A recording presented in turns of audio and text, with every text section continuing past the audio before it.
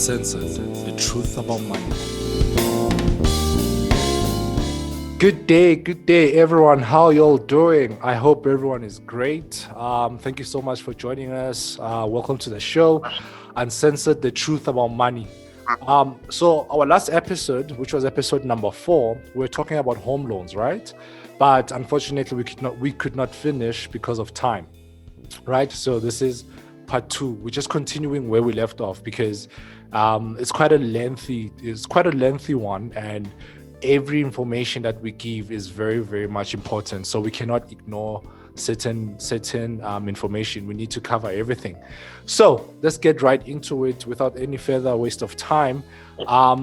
Obviously, I have my financial expert, my guest, who is Tami Madlala, joining me today, depending whenever you're listening to this podcast. Tami Fede. Hey, Shabunjan Junior. Grand winner.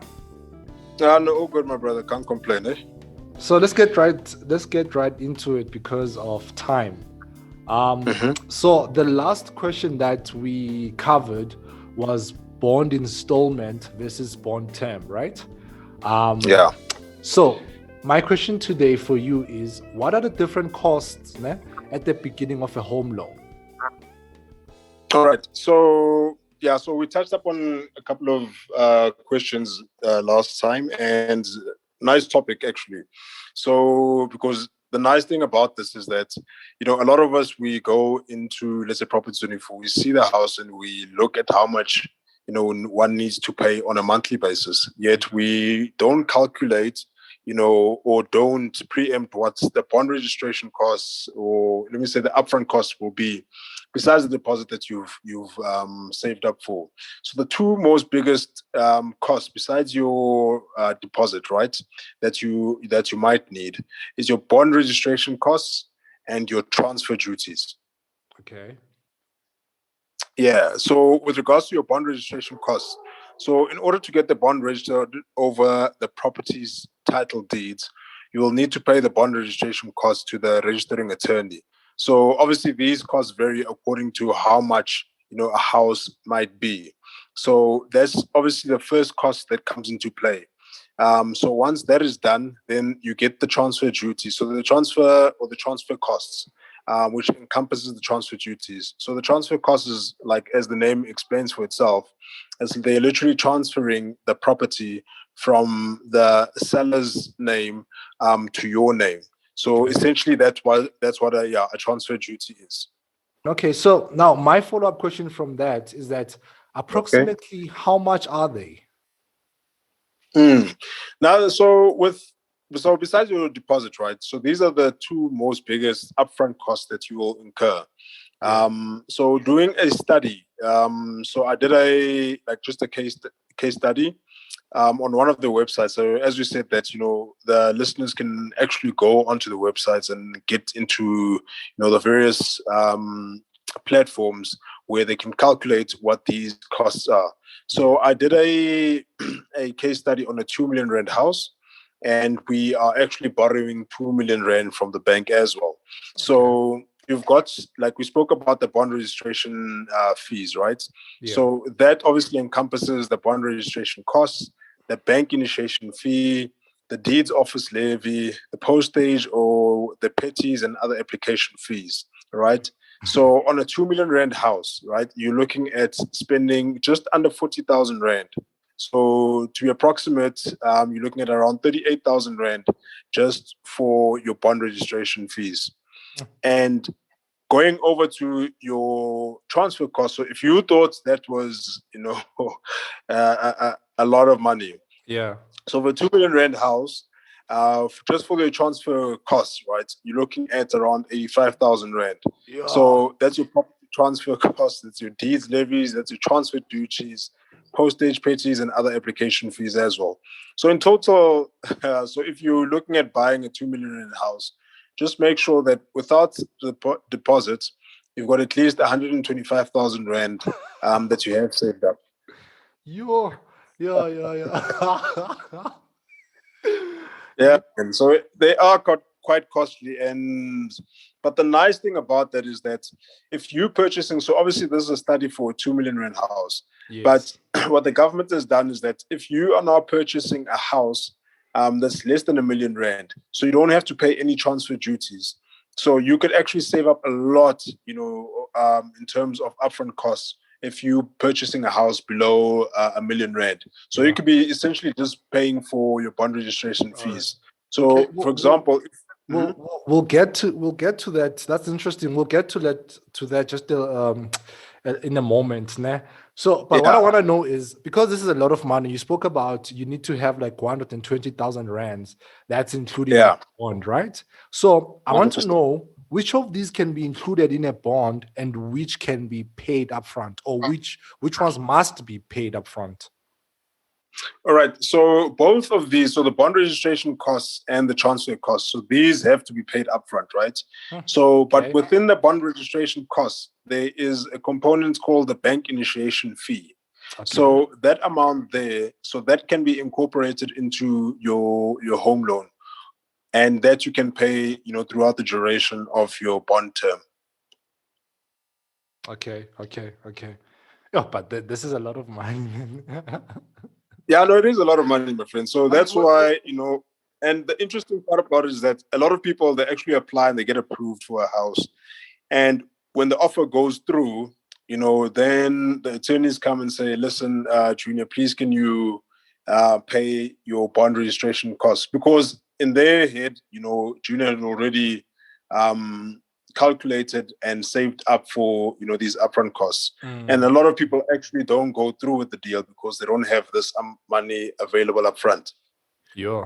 So you could literally not get your dream house because of these costs and Yeah, so 100%, my man. so this is crazy. So you can literally apply for a bond and get approved for a bond, but Yeah. one thing that can stop you from having that dream house of yours is Mm. these transfer fees and bond registration fees. Yeah, 100%. So Yeah. that's what causes a lot of people not to follow up or get into their dream house. So it is quite a lot of money. So that's why people should just go and do their research. Yeah. Okay. My next question, Tommy, is what is an offer to purchase, right? And what rights does it give to a first-time buyer or a buyer for that matter? Yeah. So basically, an offer to purchase, just to put it in layman's terms, it's a legal agreement between the buyer and the seller. So the attorneys would draft a letter. So this is now when you are viewing this property. So Junior goes and views a property, tells the estate agent, listen, I like this property. So then the estate agent contacts the seller of the place and says, listen, we've got someone who's interested. So in your offer to purchase, so basically it's a binding agreement between the both of you guys. So for example, there is within the letter of or the offer to purchase, you get what we call like a condition of sales. So a condition of sales is basically what is included within the transaction between the two of you. So if there's any things that need to be fixed before you move in, those need to be noted down, right? And the amount as well, because you are able to negotiate. So if let's say we're looking at the 2 million rand house, you are able to negotiate with the seller and say, listen, I'm looking at spending 1.7 for this house, and that 1.7 will be included in the offer to purchase, where the seller needs to sign, you have to sign, and both of you guys need to get two witnesses. Even in your offer to purchase as well, there's things that they call fixtures and fittings. So this is like your kitchen cupboards, your your bathroom vanities, bedroom cupboards. So the seller can't, take those out upon selling the property. So those have to be signed for as well. There's occupation date where Junior will say, listen, I'm looking into moving, on let's say the 1st of April, into this property here, and basically that'll be signed. But if let's say Junior, now you were living in a certain house and you sold that house in Feb, and you needed a place to stay in March, it needs to be noted down in that offer to purchase, where Junior will then have to pay the seller now and like an occupational rent, because now you're occupying that house a month before you said you'll get into it. So now you will then have to pay, the seller a rent for that amount. And if there's a deposit, it all needs to be noted down. As I said, there's a purchase price also that needs to be noted down, and other like small clauses as well. Like if, let's say, you want certain things to be included within the purchase, those also form part of the offer to purchase. So once everyone has agreed, everyone is happy, both parties have signed along with two witnesses, you now take this offer to purchase to your financial institutions to go now apply for a bond. All right, I hear you. Unfortunately, we are out of time. But quickly, just before we go, Pratamza, what is the credit score, and what are the advantages of having a good credit score? All right, so nice one. So people should, as we mentioned earlier on, should pay their bills on time. Make sure that if they've got any outstanding, liabilities or any judgments against them, make sure that they actually, squash them or pay them out, because that actually affects their credit score. So credit score is essentially how companies or our financial institutions view how credit healthy Junior is. So if you are paying your bills on time, or even paying them a month, before or a month ahead, you are, in terms of your premiums on certain, policies or debit orders, you are putting more than what is required. Those actually boost your credit score, and actually also having a credit card also boosts your credit score, but you also have to manage that properly. So if you've got a good credit score, you are able to negotiate with your banks or financial institutions the interest rate that they can charge you on a home loan. So, for example, right now the prime rate is 7%. So you hear a lot of companies saying, or let's say you apply for a bond and they say, Junior, we'll give you prime plus 3%. So now you're sitting at 10%. But now if your credit score is nice and healthy, you can still go back to the bank and say, listen, guys, I'd like, us to review my interest rate. And your extra interest rate can actually drop, by a percentage or two, because of from your credit score. And that's 1,000 rands in terms of savings.